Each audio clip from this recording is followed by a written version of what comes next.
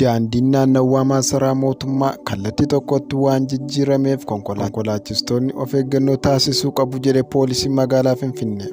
Daandiin naannawaa masaraa mootummaa 4 kiiloo abbaa kallattii tokkotti waan jijjiirameef konkolaachistoonni of eeggannoo taasisuu akka qaban poolisiin Finfinnee hubachiise. Konkolaachistoonni tokko daandichi abbaa kallattii tokko jijjiiramuu isaa osoo hin beekin mallattoo tiraafikaa kabajuu dhabuun adabbii dambii cabsuuf saaxilamaa jiraachuu beeksiseera. Haaluma kanaan daandiin qaxxaamura xiyyiit beetii hanga ibsaa tiraafikaa paarlamaa, daandiin ibsaa tiraafikaa paarlamaa hanga godambaa saayinsii akkasumas daandiin qaxxaamura Gabreelii hanga xiyyiit beetii abbaa kallattii tokkotti jijjiiramuun ibsameera.